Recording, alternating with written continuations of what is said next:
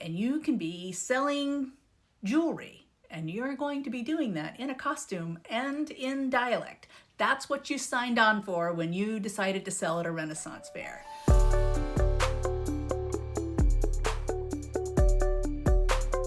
Hello, my darlings. Renaissance festivals at their core are experiential retail. And they've been that for over 50 years. It's a proven industry.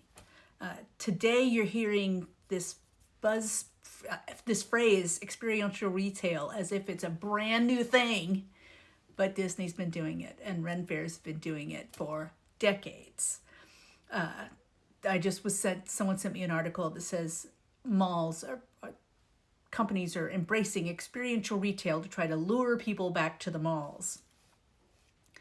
And what Renaissance festivals have known for a long time is that people want human connection. And I think it's even more so now that our work life is so digitized. But at a Renaissance fair, you're going to get to interact with people while playing as if you are the person you most want to be. Like, what is your favorite imagined self? Well, you can be that person, whether you are selling, working at the Renaissance fair and donning a character, or if you're a guest. I mean, where else do guests get to dress up? I mean, Disney even has rules against completely dressing up. That's why Disney bounding is a thing. But at a Renaissance fair, we encourage it. We want people to feel that they're part of the world we're creating. And that creation, that crafting of the experience is the responsibility of everybody that works there. Like, you can just be selling soda pops and you are responsible for helping push the experience forward with dialect and costume. And you can be selling jewelry, and you're going to be doing that in a costume and in dialect. That's what you signed on for when you decided to sell at a Renaissance fair. If you don't want to do that, then you should be doing standard art fairs or selling your doohickeys at a flea market somewhere. Because this is what we do. We create an imaginary world and then we invite people into it. And in that experience of disconnection from their normal world, they have a heightened sense of fun.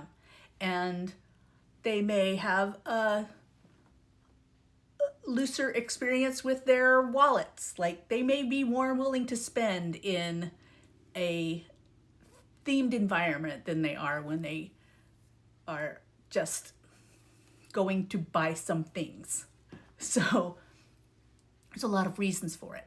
Also, a Ren Fair, by charging an entry fee, kind of establishes that there's a cost of entry. And so you will get people with a little more disposable income than at a free event.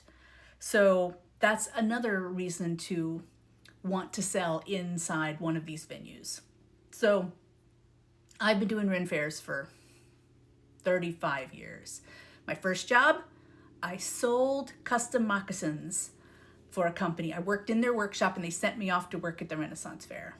My second show, I was a carpenter's helper because I met this carpenter while I was selling moccasins, and 8 months later I ran away with him.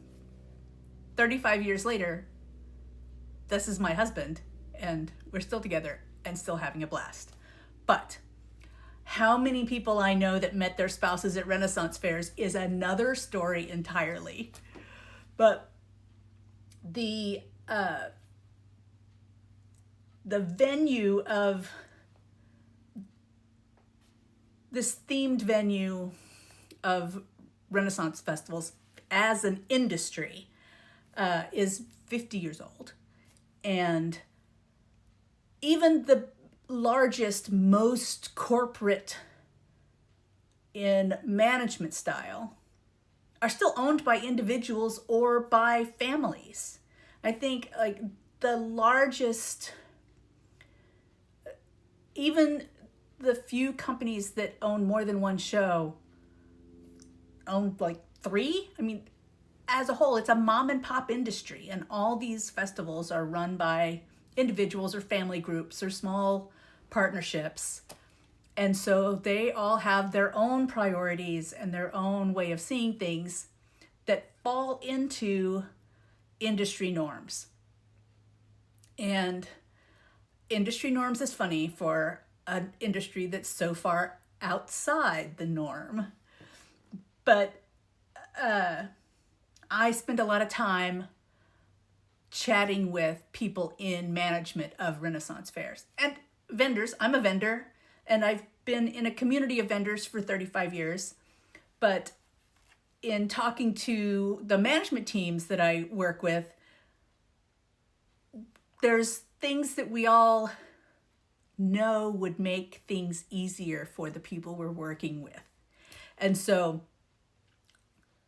knowing that list of like, here's the things that every vendor coordinator prays you know before you call them up when you're going to apply, I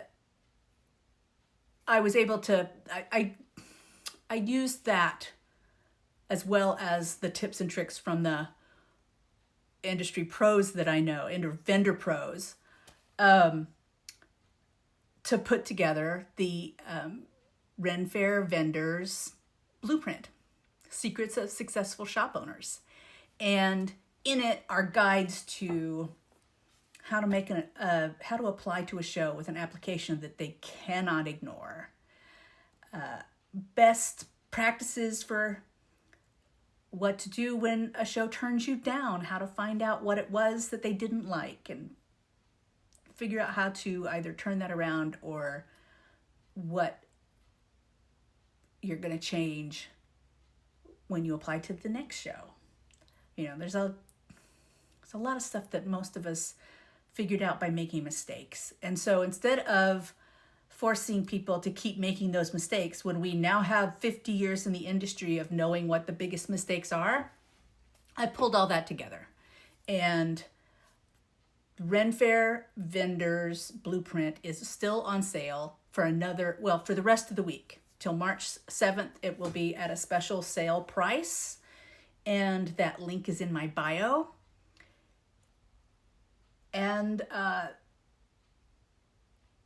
there's a lot of stuff in my bio. If you have found me on a platform that you either are getting mad at, or you're worried it might go away or change, go look at my bio. There's some other way to connect with me. And so please, let's stay connected because I like the conversations we're having. Let me know what else I can answer for you, and have a great day.